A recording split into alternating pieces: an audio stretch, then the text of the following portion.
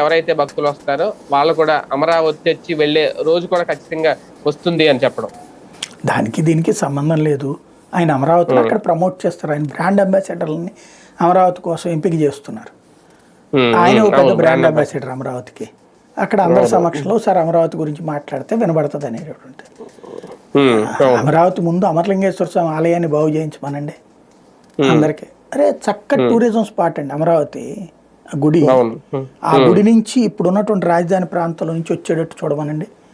అక్కడే ఇవి ఉన్నాయి, ఆయన పేరేంటి, మన ఇవి నేర్పుతుంటారు కదా, వేద పాఠశాలలు ఉన్నాయి, తర్వాత స్వామీజీల ఆశ్రమాలు ఉన్నాయి, మంత్రి సత్యనారాయణ రాజాశ్రమం ఉంది, ఆయన శివస్వామి పీఠం ఉంది.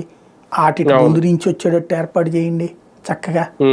అవన్నీ భక్తులు వచ్చేటటువంటి ఆధ్యాత్మిక వాతావరణం కల్పించండి, బాగుంటుంది. ఇంకోటి ఆ పక్కనే పక్షుల కేంద్రం ఉంది యువతల పక్కన. ఒకప్పుడు ఆ హాయిలాండ్ ఉండేది, అదేమో పీకేశారు. ఇప్పుడు ఎవడో ఏమైందో తెలియదు. అగ్రిగోల్డ్ వాళ్ళది, అది కాస్త వినోదము ఉండేది. మంగళగిరి ఒక సర్క్యూటే. ఇవన్నీ కలిపి అసలు ఒక్కటి చెప్పండి, కాకాని తర్వాత మంగళగిరి, తర్వాత కోటప్పకొండ, విజయవాడ దుర్గగుడి, అమరావతి, ఇవి కదా మన చుట్టూ ఉన్నటువంటి ప్రముఖమైనటువంటి పుణ్యక్షేత్రాలు. వీటిని కలుపుతూ ఒక బస్సు ఏమైనా ఉంది అసలు? వీటిని కలుపుతూ తిరగడానికి ఏమైనా ఉందా? మంగళగిరి వెళ్తే మంగళగిరి పోవాలా, ఇటు పోతే ఇటు, ఇటు కలుపుతూ ఒక బస్సు పెట్టచ్చు కదా.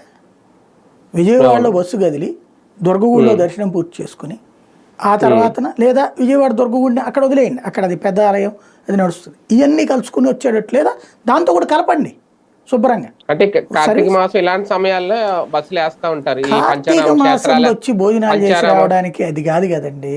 రెగ్యులర్ గా నేను వెళ్ళాలనుకున్నాను, ఆధ్యాత్మిక టూర్ కి వచ్చానండి. ఇప్పుడు ఫర్ ఎగ్జాంపుల్ వైజాగ్ వెళ్ళాం, సింహాచలం టెంపుల్, కనక మహాలక్ష్మి టెంపుల్, అక్కడ ఉన్నటువంటి ఇతర ఆశ్రమాలు, ఇవన్నిటి కలిపి చూపించేటటువంటి ఏర్పాటు చేయొచ్చు కదా. నువ్వు సర్క్యూట్ ఏర్పాటు చేస్తే బాగానే ఉంటుంది కదా. అవును. లేదు ఏమన్నా 30-40 మంది అట్లా కలిసి వస్తామంటే చెప్పండి, మేము ఏర్పాటు చేస్తామని చెప్పాలి కదా ఆర్టీసీ. అంటే నిన్న మరి ఇలాంటి ఏమన్నా డెసిషన్ తీసుకున్నారు సార్? దాదాపు మొత్తం ఒక 1500 ఆలయాల కమిటీలు అందరూ పాల్గొన్నారు అనేది, ఈయన కూడా మోహన్ భగవత్ కూడా వర్చువల్ గా కూడా పాల్గొన్నారంట కదా. అదే తర్వాత అంటే ఇప్పుడు ఏంటంటే వాళ్ళు హైందవ శంకరం తర్వాత ఈ సిస్టమ్స్ ఎట్లా సెటరేట్ చేయాలి ఇవన్నీ చర్చిస్తున్నారు. ఆ చర్చలన్నీ ఫలప్రదమయ్యి ఆచరణలో ఏం జరుగుతుందని చూడాలి. అంటే ఆలయ కమిటీలు అయితే కొనసాగుతాయి, ఇందులో మార్పులే ఉండవు ప్రస్తుతానికి. దాని వాళ్ళు చెప్పేది ఏం లేదు ఇక్కడ ఇన్వాల్వ్మెంట్.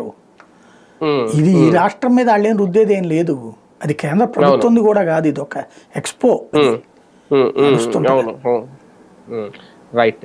చూద్దాం. మొత్తానికి ఇది అంటే ఒక రకంగా దానికి దీనికి సంబంధం లేకపోయినా ఆగమ స్వేచ్ఛ, అలాగే కొన్ని విషయాల్లో ప్రభుత్వం అయితే